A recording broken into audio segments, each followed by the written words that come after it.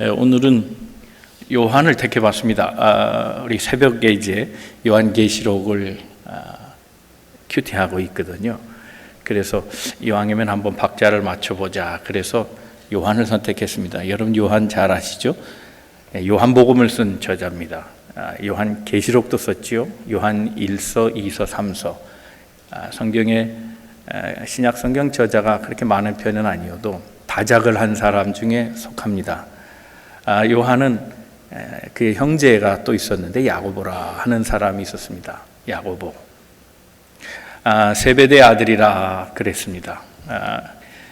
요한은 안드레와 더불어서 세례 요한의 제자였다가 예수의 제자로 전환됩니다. 세례 요한이 죽은 다음에 예수 그리스도를 따라가는, 뭔가 진리에 갈망하고 뜨거웠던 사람, 열정적이었던 사람입니다. 열정적인 만큼 실수도 많았어요. 그가 또 고쳐야 될 부분도 많고, 뜨거운 만큼 다듬어야 될 부분도 많이 있었습니다. 그래서 성경에 변화를 이룬 사람 많이 있는데 그 중에서 정말 오랜 시간 거쳐서 많이 변한 사람을 고르라면 아마 요한을 얘기할 수 있을 겁니다. 그는 별명이 우레의 아들입니다. 예수님이 지어주신 별명인데 이 별명에 따르면 그는 그냥 시쳇말로 하면 번개돌입니다. 빠른 거예요. 굉장히 빠른 거예요. 번개 번쩍하잖아요.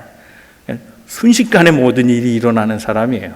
그러니까 그만큼 빠른 사람인데 정말 대조적인 이미지를 갖게 됩니다. 사랑의 사도라. 사랑, 그렇게 번개같이 빠른 거하고는 관계가 없어요. 정말 바뀐 사람입니다. 사람 바뀌기 어렵다고 하지만 예수 그리스도로 변한 사람, 그 사람이 누군가 이렇게 질문한다면 대표적으로 얘기해 볼 수 있는 사람 가운데 하나가 이 사도 요한입니다. 그가 어떻게 변화됐는가? 그의 이름의 뜻은 주님은 은혜롭다, 하나님이 은혜시다, 그런 뜻이에요. 정말 그가 하나님의 은혜로 번개 같은 자가 온유한 따뜻한 품성을 가진 사도, 사랑의 사도가 되었다는 겁니다. 은혜로 변화된 사람. 오늘 우리가 그런 사람 되기를 소망합니다. 주의 은혜로 변화된 삶이 무엇인가? 어떻게 하면 요한처럼 그렇게 따뜻한 사람, 사랑의 사람이 될 수 있을까? 오늘 말씀 속에 답을 찾아보고 우리도 예수의 은혜로 우리 삶이 변화되는 그런 은총, 그 축복을 누리는 우리 모든 만남의 성도 다 되시기를 주님의 이름으로 축원합니다. 우리 옆에 분 권면하시겠습니다. 하나님은 오늘도 첫 번째 생각할 것은 요한의 첫 모습입니다. 그는 첫 번째 주님 앞에 부름을 받았을 때 다듬어지지 않은 채로 주님을 만나게 됩니다. 야고보와 같은 형제라 그랬는데 이 둘 다 성격이 급하고요. 둘 다 좀 기질이 비슷해서 아주 좀 뭐라 그럴까요? 억세면 억세다고 말할 수 있고요. 어떤 면으로 보면 또 결단력이 아주 빠른 사람들이다, 그렇게 얘기할 수 있습니다. 미적거리는 사람이 좋으냐, 결단이 빠른 사람이 좋으냐, 그건 호불호가 있겠습니다만은 이 두 사람은 어느 쪽이냐를 얘기해 보면 결단력이 빠른 쪽에 속합니다. 예수님이 오죽하면 우레의 아들 번개라 그랬겠습니까? 그러면 그만큼 일단 뭐든지 터뜨려 보고 마는 거예요. 그리고 나중에 생각해요. 일단 말부터 먼저 해요. 말하고 생각하는 타입이에요. 생각하고 말하는 타입이 있어요. 그래서 이것저것을 고려해요. 좀 안정적이긴 하죠. 그러나 추진력은 떨어질 때가 있어요. 그런데 반대로 바로 말해버리면 추진력은 좀 있어 보이지만 터지는 일들이 많아요. 말해놓고 실수가 너무 많은 거예요.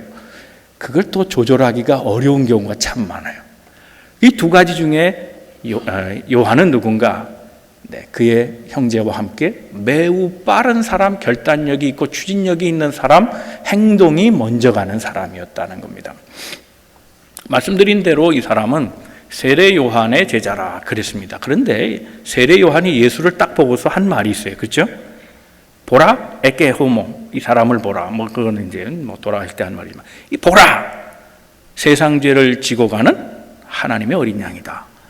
자기 선생님이 예수님을 보고 그렇게 말하니까, 우리 선생님이 선생님이라고 부르는 또 다른 존재가 있구나, 더 큰 분이구나 생각하고 그때 마음을 바꿔요. 아니다 싶으면 빨리 포기하는 사람, 그거다 싶으면 후다닥 일을 진행해 버리는 사람, 그 사람이 바로 사도 요한이라는 겁니다. 이제 정식으로 예수님의 초대를 받습니다. 세례 요한이 죽었습니다. 무엇을 할까? 이제 막 결정하던 참에 예수님이 그가 있던 갈릴리 바다에 와서 제자들을 부릅니다. 먼저 부른 사람은 요한은 아니었습니다. 그렇죠? 한번 말씀을 볼까요? 마가복음에 보면 마가복음 1장 16절에서 18절입니다. 같이 한번 읽어봅니다. 시작. 갈릴리 해변으로 지나가시다가 시몬과 그 형제 안드레가 바다에 그물 던지는 것을 보시니 그들은 어부라. 예수께서 이르시되 나를 따라오라. 내가 너희로 사람을 낚는 어부가 되게 하리라 하시니 곧 그물을 버려두고 따르니라. 첫 번째 제자가 누굽니까? 부름을 받은 사람 시몬과 안드레죠. 시몬과 안드레. 여기서 시몬은 베드로를 말하죠. 베드로의 먼저 이름이 시몬입니다. 시몬 베드로를 먼저 세웠다 그랬습니다. 그리고 19절에 보면 이렇게 얘기합니다. 읽어보겠습니다. 시작. 조금 더 가시다가 세베대의 아들 야고보와 그 형제 요한을 보시니 그들도 배에 있어 그물을 깁는데 곧 부르시니 그 아버지 세베대를 품꾼들과 함께 배에 버려두고 예수를 따라가니라. 누가 쫓아갔습니까? 세베대의 두 아들 형제 야고보와 요한이 쫓아갔다 그랬습니다. 또 재미있는 현상이 있어요. 자, 베드로와, 이건 뭐 그냥 가정이에요. 추측이니까 성경에 그렇다 하는 말은 없지만 추측해 보면 누가 더 따르기가 어려웠을까요? 반대로 말하면 누가 더 따르기가 쉬웠을까요? 시몬과 안드레가 예수를 쫓아가는 게 쉬웠을까요? 요한과 그의 형제 야고보가 예수를 따르는 것이 쉬웠을까요? 어느 쪽이 더 쉬웠을까요? 이거 보고 어떻게 아냐고요? 알 수 있어요. 자, 먼저 부름을 받은 게 시몬 그리고 안드레잖아요. 이 두 사람은 뭘 버렸습니까? 한국말로 읽었어요. 한국말로. 영어로 읽은 것도 아니고 한국말로 읽었어요. 뭘 버렸어요? 그물을 버렸죠. 그렇죠. 그물. 자, 그 다음 두 번째 무리 보세요. 요한과 야고보 뭘 버렸습니까? 물론 아버지는 뭐 베드로도 아버지 있겠죠. 뭐 그냥 나왔겠어요? 혼자 난 사람이 어디 있겠어요? 뭐요? 배, 품꾼. 자, 이렇게 본다면 이것이 상황이 지금 낮밤이에요. 왜냐하면 그 물고기를 잡을 때는 밤 시간이에요. 그렇죠? 이 그물을 깁는다 그러죠. 수선하는 거. 이건 밤에 하겠어요? 낮에 하겠어요? 시간이 다른 거예요. 그러니까 배 한 대를 가지고 낮에는 주인이 일하고 밤에는 하이어된 일꾼들이 일하는 거예요. 그러면 선주는 누구 집이에요? 야고보 요한 집이에요. 품꾼이 있었다 그랬잖아요. 그렇죠? 선장의 집이에요. 선주의 집이라고요. 그와 반면에 베드로는 조금 더 가난했던 것 같아요. 주인이 아니에요. 그러니까 이들은 그물만 놓으면 돼요. 도구. 배를 버리진 않았어요. 그건 자기 게 아니에요. 그런데 야고보와 요한은 그물을 버리고 아버지와 품꾼, 그러니까 아버지가 고용한, 그래서 아버지를 도와주고 있는, 후에는 그 배를 물려받을 자신들인데 그걸 포기했다는 거예요. 자, 이렇게 가정한다면 누가 예수를 따르는 게 더 어렵겠어요? 그렇죠. 있는 사람이 더 어렵겠죠. 여러분은 안 그러시겠지만 반응을 이렇게 안 보이시네. 그러면 그렇다 그러시면 되지. 그죠? 있는 사람이 더 어렵겠죠. 아무것도 없는데 버릴 게 뭐가 있어요. 내 것도 아닌데 그냥 놓고 가면 돼요. 타임이다. 그래? 새 일이 주어졌네. 그 일 해보자. 이거 답답하단 말이지. 맨날 이게 똑같은 일. 내가 물고기 잡는데 sick and tired. 나 이거 그래 좀 내가 이제 나이 30인데 한번 뭔가 푸른 꿈을 꾸어보자. 가는 거 쉬워요. 근데 장차 집안을 물려받아야 돼요. 배도 물려받아야, 가업을 이어가야 되고, 자기 집엔 편해요. 품꾼들이 많아요. 종들이 다 있는데 아니 이걸 두고 미지의 내일로 향하고 간다는 건 쉬운 일은 결코 아니겠다. 그런데 지금 말씀드리려는 요점이 그거예요. 이거다 싶으면 가는 사람들이에요. 그런 거 고려하지 않아요. 상황을 고려했더라면, 손익계산을 했더라면 못 떠날 수 있다는 거예요. 그런데 그는 이미 그의 스승이 보라 세상죄를 지고 간 하나님의 어린 양이다. 거기서 번쩍했단 말이에요. 번개돌이에요. 번쩍했어요. 벌써 머리가 팍 돌아버렸어요. 이야, 뭐가 보였단 말이에요. 불빛이 확 보였어요. 이거다. 이런 차에 예수가 오셔서 말씀하시니 미련이 없어요. 즉시로. 바로 말이죠. 생각 안 해요. 손해? 괜찮아요. 얻을 게 더 많아 보여요. 그럼 이거다 싶으면 가는 거예요. 이거 아니다 싶으면 즉시 포기하는 거예요. 이렇게 빠른 사람들이, 결단력이 빠르고 대단한 사람들이에요. 이건 굉장히 칭찬할 만한 일이에요. 그런데 이런 성향의 사람이 빠질 함정이 있어요. 그게 뭐냐면 베타 성향을 가지면 안 돼요. 내가 옳다고 하는 것이, 그래서 내가 확신에 찬 모든 행동이 누구에겐가는 방해가 되고 누구에겐가는 적대 관계를 만드는 그런 것이라면, 그들의 선택이 옳고 그래서 그 옳음이 누군가에게는 틀리다는 저지먼으로 나타낼 때, 이때 적을 만들 가능성이 있다라는 사실을 조심해야 한다는 거예요. 이게 관계에 어려움이 있는 사람들이 바로 이런 사람들이에요. 그래서 자기 결단, 자기 주장, 자기 행동이 늘 옳다고만 생각한다면 사회성에 문제가 생겨요. 이런 걸 조심해야 한다는 거예요. 이 야고보와 요한은 뭐든지 같이 해요. 아주 셌어요. 자, 처음 부름받을 때 베드로와 안드레잖아요. 그죠? 이 둘이 같이 움직일 거 아니에요. 그런데 나중에 이 둘은 이렇게 좀 벌어져요. 순위가 1등에서 4등으로 밀려나요. 1, 2등이었다가. 그 사이를 틈바구니를 비집고 들어온 게 두 형제예요. 베드로, 안드레, 야고보, 요한인데 베드로, 야고보, 요한으로 바뀌어요. 그리고 안드레가 4위로 떨어져요. 그러니까 이 형제들은 뭐든지 같이 한 거예요. 그렇죠? 우리가 남인가? 형제다. 그러면서 둘이 우는 것도 같이 울고 웃는 것도 같이 울고 의협심도 같이 있고 뭐든지 행동을 같이 하면서 아주 똘똘 뭉쳐서, 이 형제는 정말 용감했어요. 얼마나 울분도 잘했고 또 목숨을 갖고 결단하는 일에도 이들은 굉장히 빨랐어요. 한 번은 이런 일이 있어요. 요한이 와서 얘기합니다. 선생님, 티처라고 불러요. 마가복음 9장 38절에 보면 우리를 따르지 않는 어떤 자가 당신의 이름으로 귀신을 쫓습니다. 그런데 우리랑 함께 하자니까 거절했습니다. 그래서 내가 못하게 했습니다. 그래요. 요한이 그런 얘기를 해요. 이게 칭찬받고 싶은 얘기예요. 칭찬해 주세요. 우리 편이 아닌데 자꾸 예수 이름으로 귀신을 쫓아내는 거, 이런 거 막아야 됩니다. 우리 공동체를 물들게 하면 안 됩니다. 우리 공동체를 오염시키면 안 됩니다. 교회가 정화돼야 됩니다. 이런 뜻이에요. 사회는 순결해야 됩니다. 이런 뜻이에요. 그래서 거기에 반하는 불순 세력들, 불순 문자는 다 쫓아버려야 합니다. 이런 뜻이에요. 우리를 따르지 않는 자가 우리 흉내내고 다닙니다. 내가 그래서 못하게 했습니다. 자랑한 거죠. 칭찬 드리려는 거죠. 그러니까 이 사람들은 자기의 주장과 자기의 행동이 늘 누구에겐가 옳다. 그렇구나. 칭찬해 주기를 바라는 사람이에요. 여러분, 이거 조심해야 되는 거예요. 우리가 사역을 할 때 누군가가 나를 자꾸 칭찬해 줘야만 한다면 그건 문제가 있어요. 예수님에게 칭찬을 요구했는데 예수님은 그렇게 말씀하지 않아요. 잘했다 말이지. 잘했네. 그래, 그런 녀석들 안 되지. 어떻게 내 이름을 팔아먹어? 잘했다, 야. 내가 해야 될 거 네가 처리했구나. 그러셨어요? 아니라고요. 한번 읽어볼까요? 마가복음 9장 39절 40절입니다. 시작. 예수께서 이르시되 금하지 말라. 내 이름을 의탁하여 능한 일을 하고 즉시로 나를 비방할 자가 없느니라. 우리를 반대하지 않는 자는 우리를 위하는 자니라.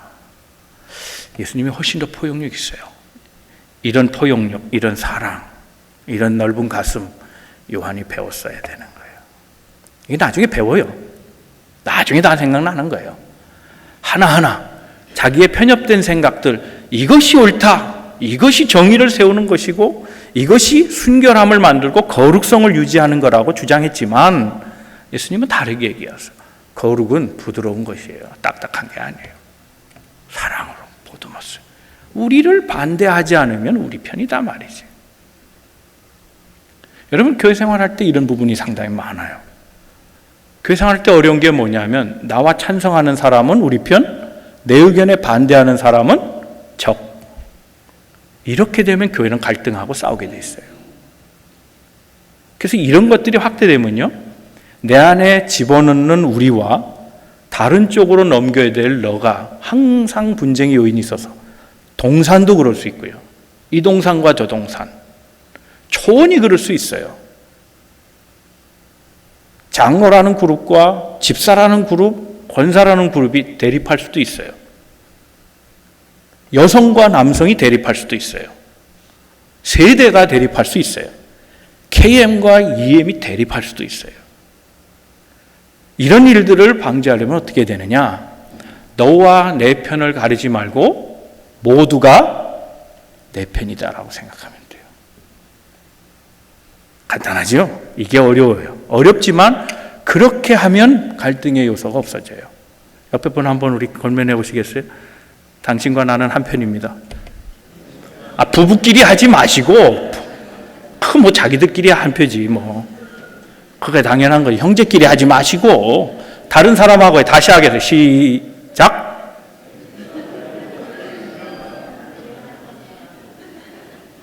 이게 좋은 일인 줄로 믿습니다. 요쪽만 아멘 하시네.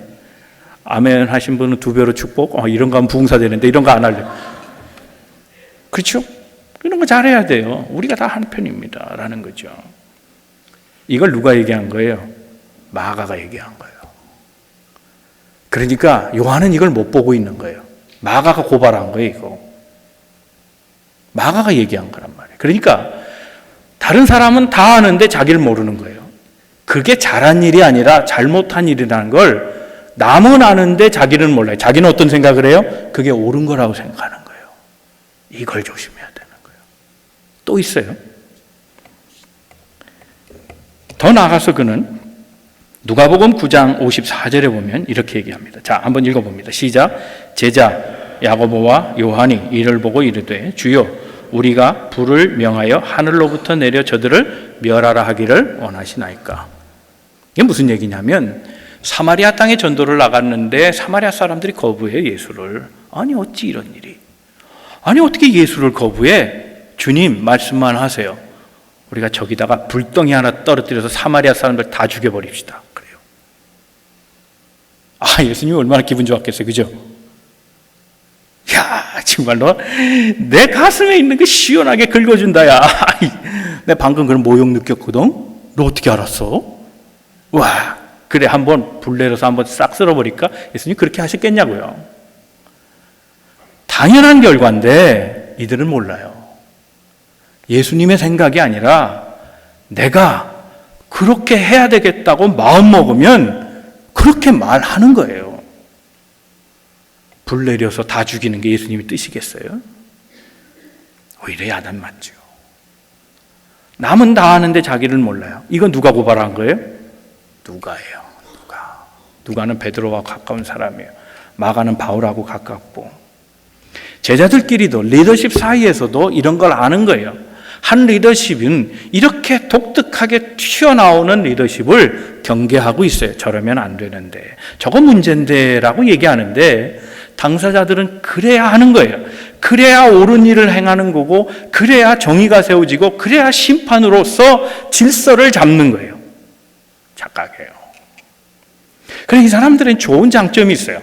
결단력이 있잖아요. 빠르게 움직여요. 망설이지 않아요.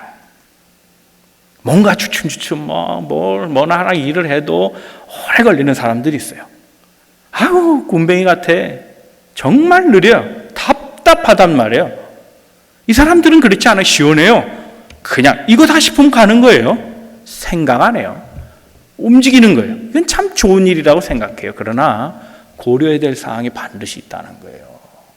남을 생각하는 거예요. 남을 배려하는 마음이 없을 수 있어요.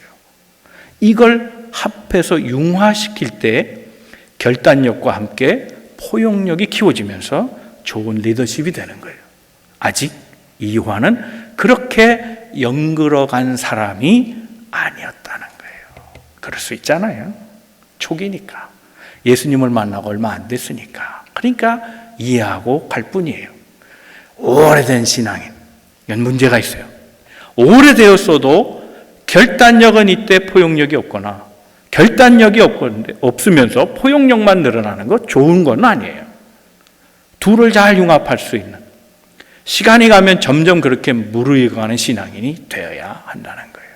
사랑하는 성도 여러분, 이렇게 무르익어가는 우리 만남의 성도들 다 되시기를 주님의 이름으로 축원합니다. 두 번째 생각할 것은 경쟁의식에 사로잡혔던 요한의 또 다른 모습이 있다는 겁니다. 자, 우리가 알다시피 마태, 마가, 누가는요, 예수님의 12제자를 순번을 비슷하게 다 매겨놨어요. 넘버원이 누구겠어요?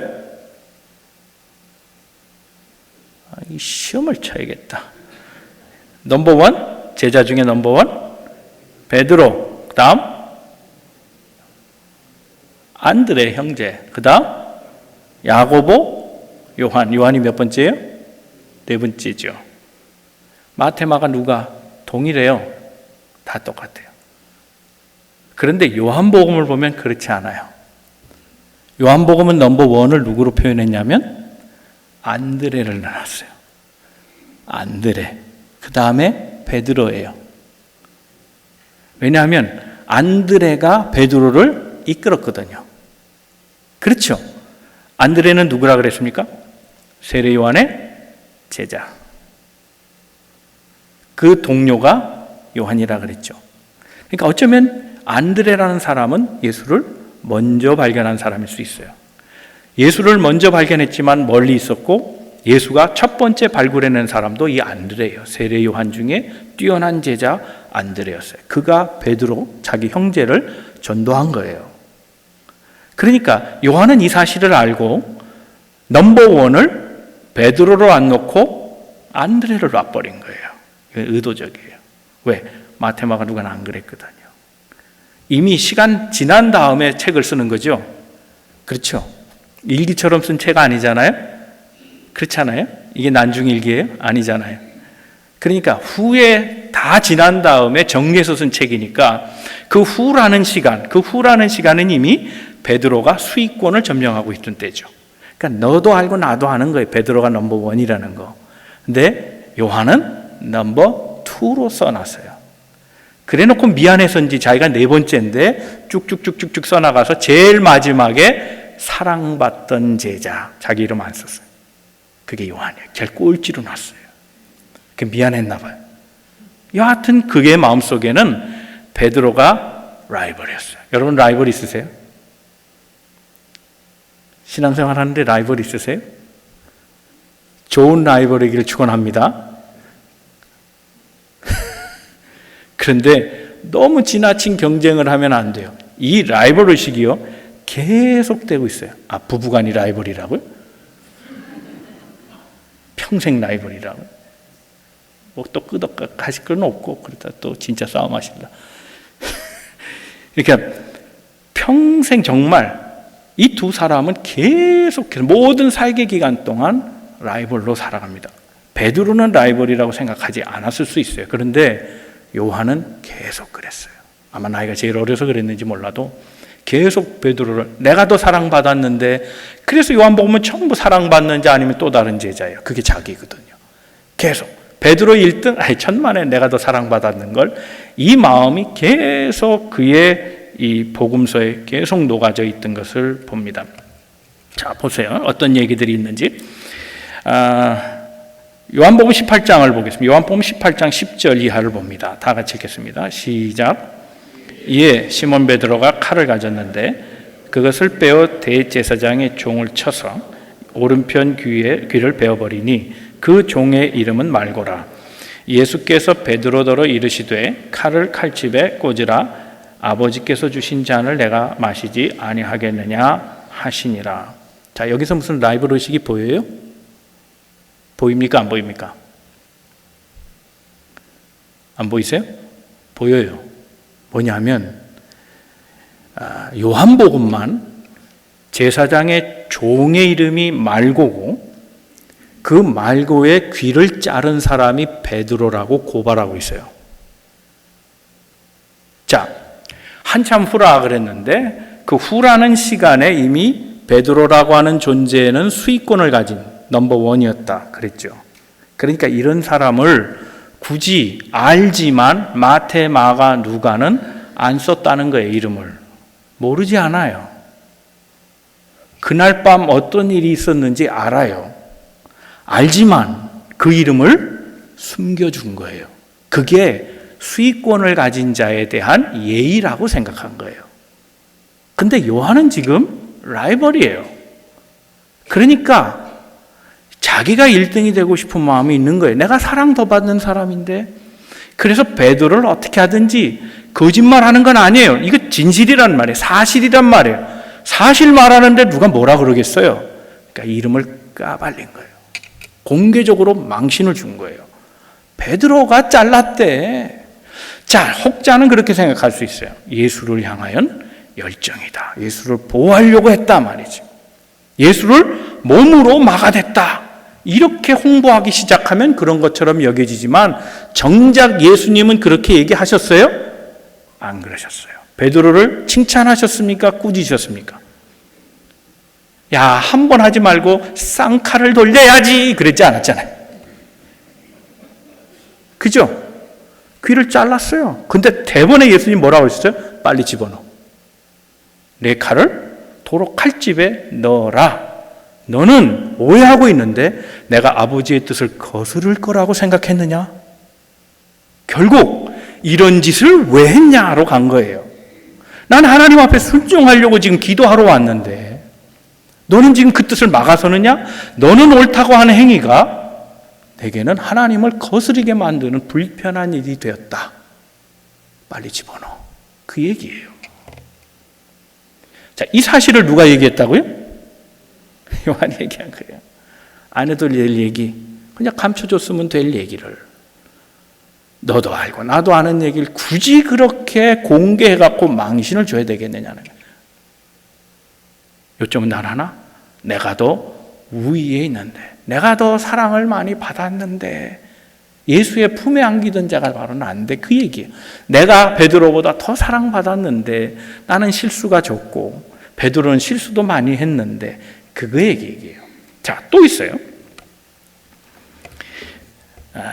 요한복음 18장 15절과 16절입니다. 다 같이 읽겠습니다. 시작.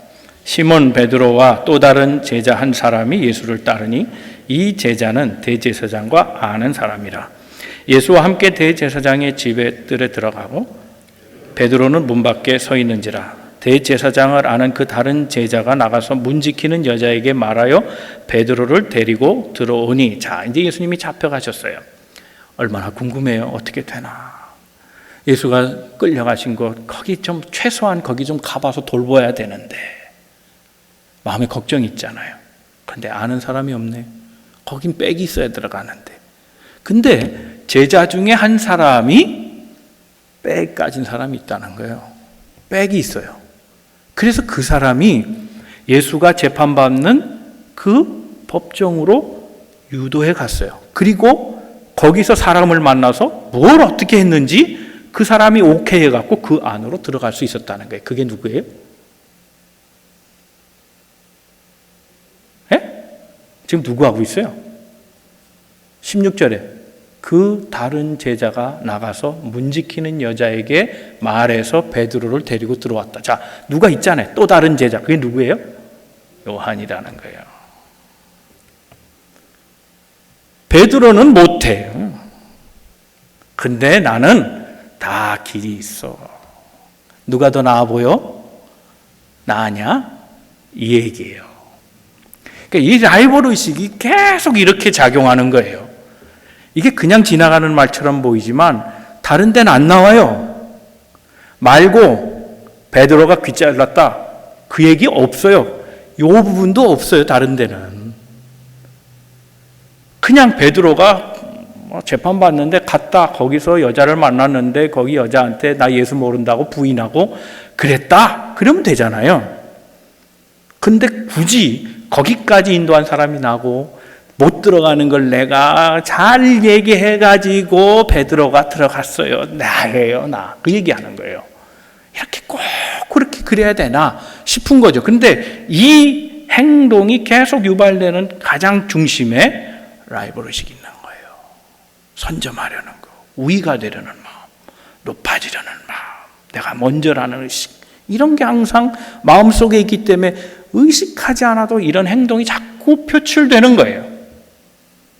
더 나아가서 18장 27절을 보겠습니다.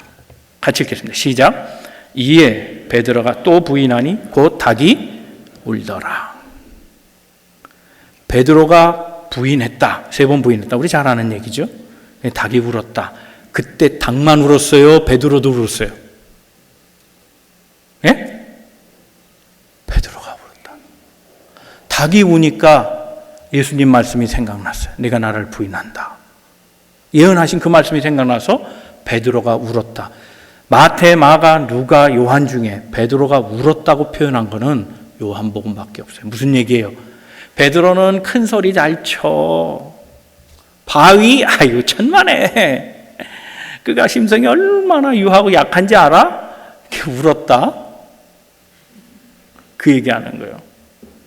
세 보이지, 남자같이 천만에 찌질이야, 울었어.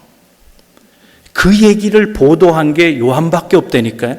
베드로가 울었다는 요한만 써놓은 거예요. 딴 사람들 그런 거 안 썼어요.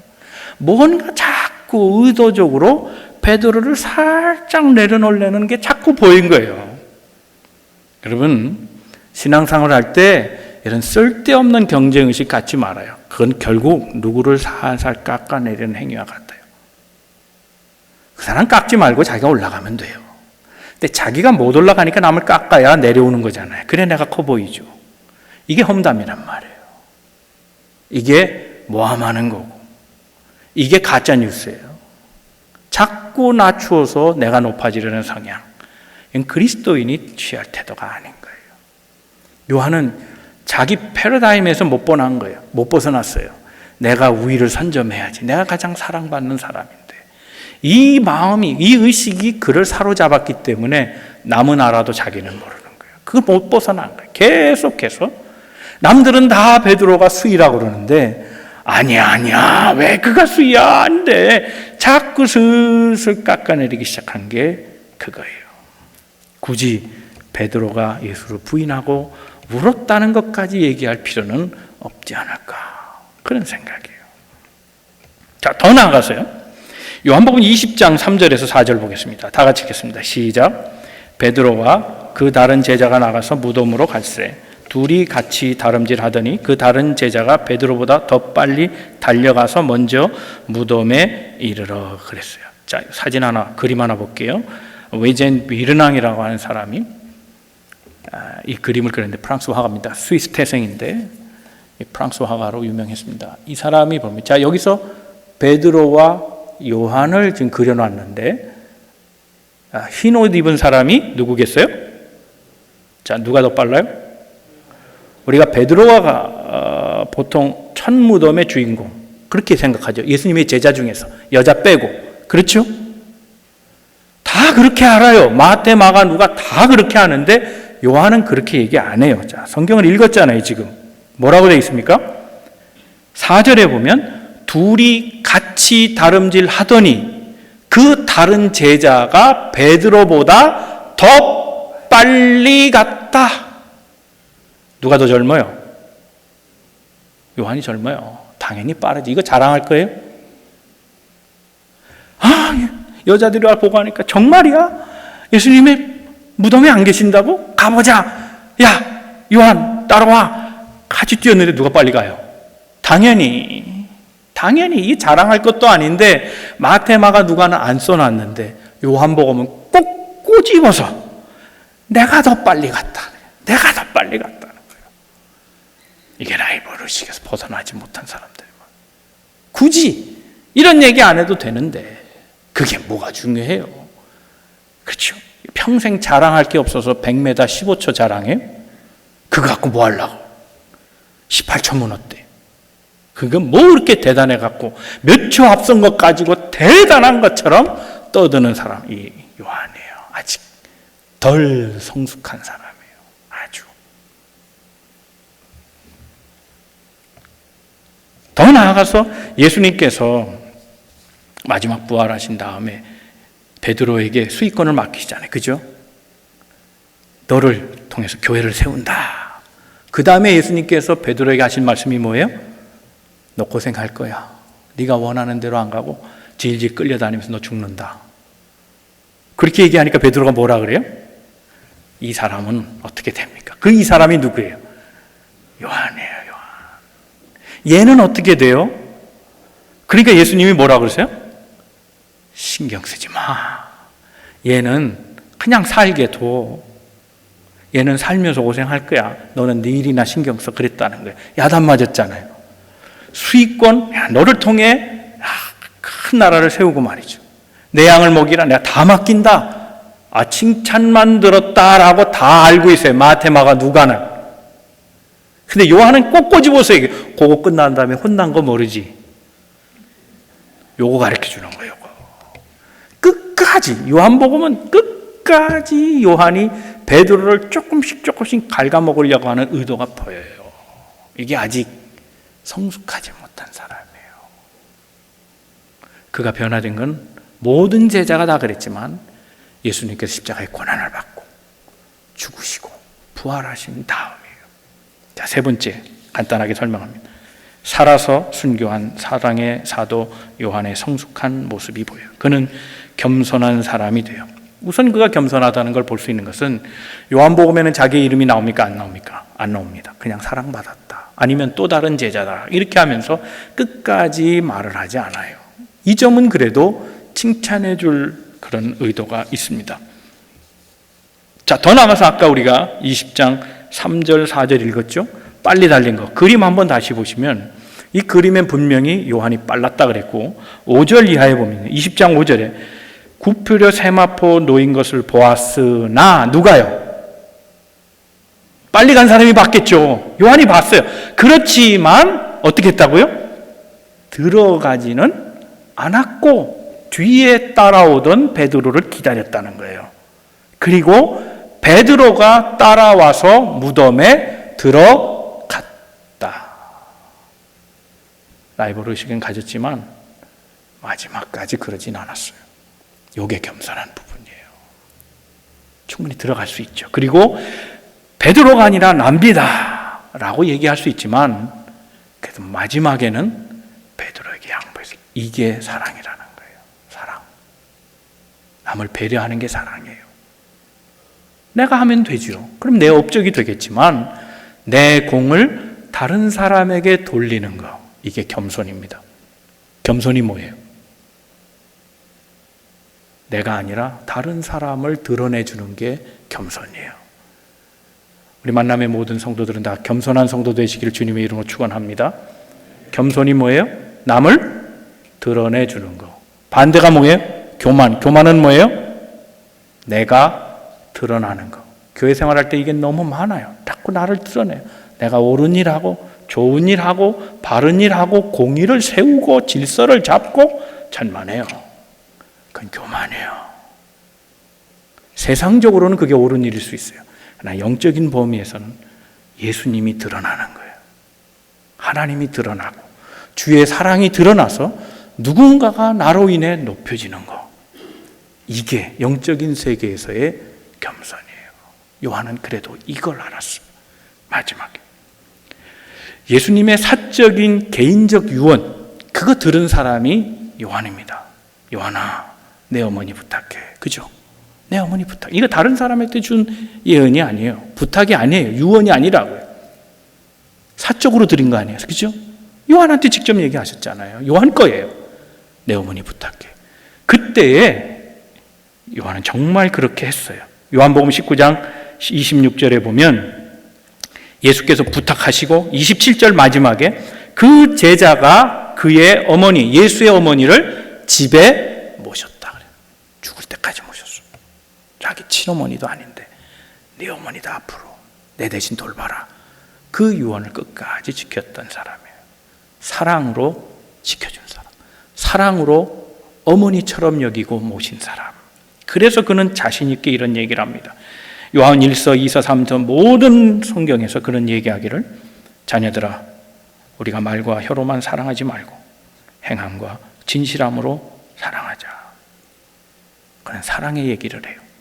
요한복음은 무엇이다, 에고 에이미, 나는 누구다 라는 얘기를 계속해. 생명의 떡이다, 길이다, 진리다, 나는 무엇이다라는 계속 얘기. 그 예수가 누구냐? 결국은 죽기까지 우리를 사랑하신 분이다. 사랑 얘기를 해요.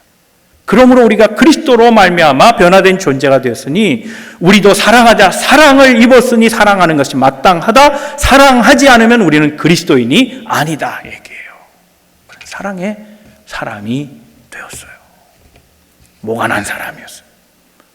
계속 라이벌 의식에서 헤어나오지 못한 사람이었어요. 그러나 그는 예수를 정말 체험하면서 점점 뭐가 난 부분이 깎여지고 다듬어지고 거친 부분이 점점 부드러워지면서 예수로 인해 변화되고 끝까지 사랑했던 사람이에요. 많은 사람들은 이가 오래 살았기 때문에 94세, AD 100년쯤 죽었을 것이다 그래요. 그러니까 장수의 복을 누렸다 생각하지만 그는 마지막에도 반모섬에 갇힌 존재였어요. 살면서 늘 박해가 떠나지 않았고 고난을 살았어요. 그러나 그의 삶을 얘기한다면 예수 만난 이후에 그는 사랑의 사람이 됐어요. 사랑이 뭡니까? 사랑은 오래 참고, 사랑은 온유하며, 사랑은 투기하지 아니하며, 사랑은 기다려주고, 사랑은 섬겨주고, 사랑은 종이 되어주는 것이고, 사랑은 자기를 버리는 것이고, 사랑은 희생하는 것이고, 그렇게 정말 차라리 죽는 것이 더 편할지도 몰라요. 사랑으로 90까지 산다는 건 정말 어려운 일일 수 있어요. 믿음으로 죽는 것이 차라리 낫지, 사랑으로 끝까지 산다는 것은 어쩌면 더 힘든 일인지 몰라요. 그러나 그는 그런 예수의 사랑, 그 희생정신으로 삶을 살아왔던 사람이에요. 오늘은 죽기까지 우리는 살아내야 하는 사람 아니에요. 우리의 남은 삶의 모습이 요한의 모습 속에 있어요. 사랑하며 살아가는 거예요. 그 사랑은 뭡니까? 그 사랑은 배려예요. 배타성이 아니에요. 모두가 다 내 편으로 만드는 게 사랑이에요. 나와 너를 구분하면 사랑이 아니에요. 그 사랑은 뭐겠어요? 라이벌의식, 경쟁의식에서 상대방을 깎아내리는 것이 아니라 높여주는 거예요. 그 사랑은 뭐예요? 돌보는 거예요. 자기를 포기하며, 자기를 낮추며, 자기를 희생하며, 그래서 섬겨주는 것이 사랑이에요.